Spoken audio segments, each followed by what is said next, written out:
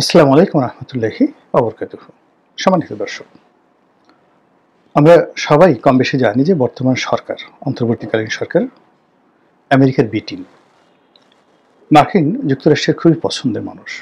Donald Trump যেভাবে Saudi আরবের যিনি প্রিন্স মোহাম্মদ বিন সালমান তাকে ব্যক্তিগতভাবে পছন্দ করেন, আর আমেরিকা যেভাবে সৌদি আরবকে পছন্দ করে, তদ্রূপ আমেরিকার যে প্রশাসন, সেই প্রশাসনের সঙ্গে বর্তমান অন্তর্বর্তীকালীন সরকারের প্রধান যিনি ডক্টর মোহাম্মদ ইউনূস, তার ওইরকম একটা ব্যক্তিগত সম্পর্ক রয়েছে।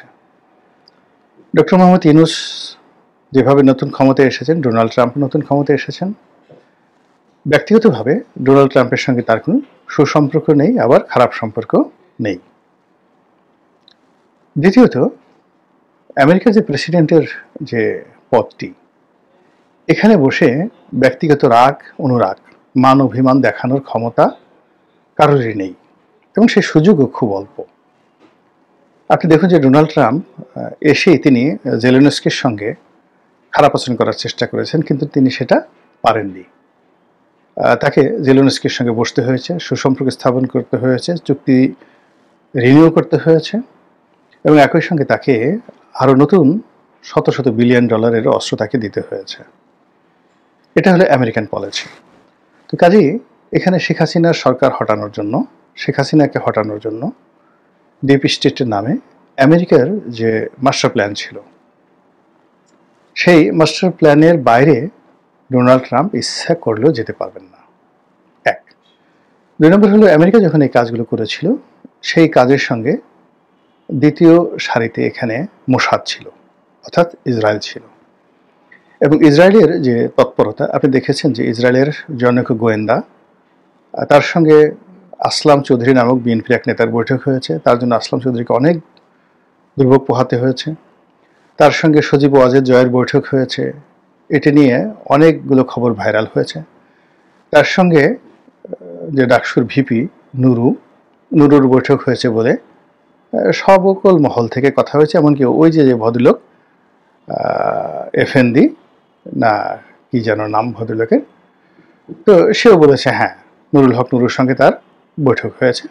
আর নুরু ঠিক গর্ব ভরে বলেছে বৈঠক হয়েছে তো কি হয়েছে। তো এইরকম অনেকে অনেক ভাবে বাংলাদেশের সঙ্গে সম্পৃক্ত থাকার চেষ্টা করেছেন। ওই এক ভদ্রলোক, সেই বিএনপির যে সমাবেশের দিন জো বাইডেনের উপদেষ্টা রূপে এক ভদ্রলোক মিয়া আরিফি, তিনি গ্রেপ্তার হলেন। এখন তিনি ছাড়া পেয়ে আমেরিকাতে চলে গেছেন। তার ব্যাপারে লেফটেন্যান্ট জেনারেল অবসরপ্রাপ্ত হাসান সরওয়ার্দী, যিনি এখন এলডিপিতে যোগদান করেছেন, তিনি বেশ খোলামেলাভাবে বলেছেন যে বিএনপির অনেকের সাথে তার বৈঠক হয়েছে, অনেকের সাথে তার সম্পর্ক ছিল, আমার সঙ্গেও ছিল। তো কাজেই আমেরিকা এবং ইসরায়েলের যে ডিপ স্টেট, একটা রাষ্ট্রের ক্ষমতা পরিবর্তন করা এবং একটা রাষ্ট্রের ক্ষমতার মসনদে নিজেদের পছন্দ করার যে প্রজেক্ট, সেটিকে আমেরিকান ডিপ স্টেট পলিসি বলা হয়। এবং সেই পলিসি বাংলাদেশে কাজ করেছে সেই 2018 সন থেকেই। তো 2018 সন থেকে যে পলিসিগুলো কাজ করছে, যেটা চূড়ান্ত ফলাফল আমরা রাজপথে দেখতে পেয়েছি 2024 সনের সেই জুলাই আগস্ট বিপ্লবের মাধ্যমে। ফলে যে সরকারটি এসেছে, সেই সরকারটি সেই ডিপ স্টেটের অংশ বলে যারা এই সরকারের সমালোচনাকারী থেকে শুরু করে আরও অনেকেই এই কথা বলার চেষ্টা করছে। এবং এই সরকার দ্বারা যারা ক্ষতিগ্রস্ত হয়েছে, সম্প্রতি যাদেরকে নিষিদ্ধ করা হয়েছে, তারা তো ডক্টর মোহাম্মদ ইউনূসের 14 গোষ্ঠী উদ্ধার করছেন এই কথা বলে। বাই দ্য ওয়ে, এখন আমরা যেটা দেখতে পাচ্ছি সেটা হলো ডক্টর মোহাম্মদ ইউনূসের বিরুদ্ধে এখন পর্যন্ত ডোনাল্ড ট্রাম্প যাননি, যেটি আমরা আশা করেছিলাম যে নরেন্দ্র মোদীর সঙ্গে ডোনাল্ড ট্রাম্পের ভালো সম্পর্ক, এবং ডোনাল্ড ট্রাম্পের সঙ্গে শেখ হাসিনার ভালো সম্পর্ক, জয়ের ভালো সম্পর্ক, এবং সেটার প্রেক্ষিতে উনি যদি ক্ষমতায় আসেন, তাহলে হয়তো বাংলাদেশে একটা বিরাট কিছু হয়ে যাবে আওয়ামী লীগের পক্ষে আর ডক্টর ইউনূসের বিপক্ষে। কিন্তু সেটা এখন হিতে বিপরীত হয়ে যাচ্ছে। আমেরিকা ক্রমশই এই সরকারের সঙ্গে তাদের যে অ্যাক্টিভিটিস, কর্মকাণ্ড, এটি বাড়িয়ে দিচ্ছে। আর আমেরিকা যেহেতু এখানে বাড়িয়ে দিচ্ছে, তার সঙ্গে সঙ্গে যেগুলোকে ইহুদি ইনভেস্টমেন্ট বলে, সেই জিনিসগুলো বাংলাদেশে ঢুকে গেছে। আপনি জানেন যে বিশ্বের এই যে ফেসবুক বলেন, টুইটার বলেন, তারপরে কোকাকোলা বলেন, পেপসি বলেন, ব্যাংক বলেন, বিমা বলেন, এমনকি এই যে মার্কিন যে ব্যাংক, ব্যাংক অফ আমেরিকা, যারা ডলার ছাপায়, এই প্রতিষ্ঠানটির মালিক একটি ইহুদি পরিবার। এটা private bank, bank of America যারা ডলার ছাপায়, একটা প্রাইভেট ব্যাংক, বাংলাদেশে ধরেন মিউচুয়াল ট্রাস্ট ব্যাংকের মতো বা ধরুন ন্যাশনাল ব্যাংকের মতো, এবং এটা মালিকানা ইহুদিদের হাতে। তো কাজেই এই যে আমরা যে অর্থনীতি বলি, সুদ ব্যবস্থা বলি, ডলারের এই যে হঠাৎ করে যে আইএমএফ চাপ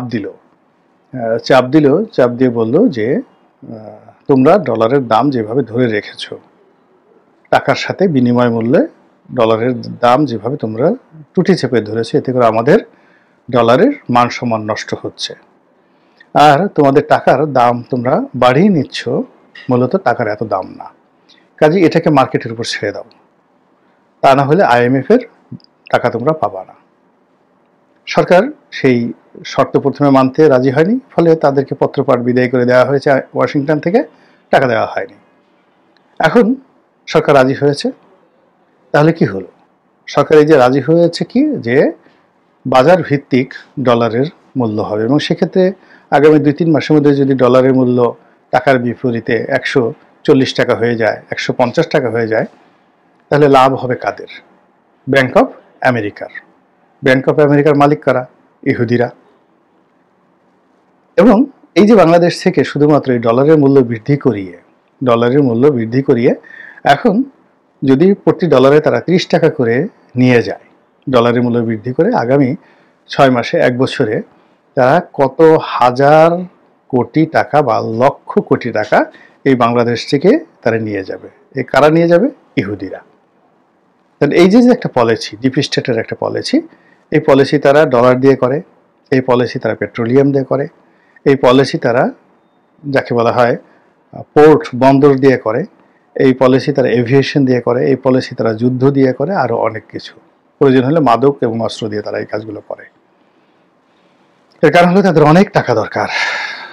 পশ্চিমা দুনিয়াতে তাদের বিত্তবিলাস, বৈভব, এগুলো পরিচালনা করার জন্য অনেক টাকা দরকার, আর সেই টাকাগুলো উপার্জনের জন্যই তারা এই তৃতীয় বিশ্বে আমাদের মতো দেশে, জনবহুল দেশে কাঁঠাল ভাঙার জন্য ডিপ স্টেট পলিসি নেয়। তো এনিওয়ে, এখন যারা আছেন তারা কে বা কি, যৌক্তিকভাবে কোনো কিছু না বলে তাদের সঙ্গে ধরে নিলাম যে আমেরিকার সাথে সম্পর্ক ভালো, এবং সেই সাথে আমেরিকার সাথে সম্পর্ক ভালো হওয়ার কারণে তলে তলে ভারতের সাথে তাদের সম্পর্ক ভালো, এবং ইসরায়েলের সাথে তো সম্পর্ক ভালো আছেই। তো সেক্ষেত্রে যে বদনামগুলো তাদের সাথে হয়েছে, যেমন ধরুন আপনি একজনকে বিয়ে করেছেন, একজন রমণীকে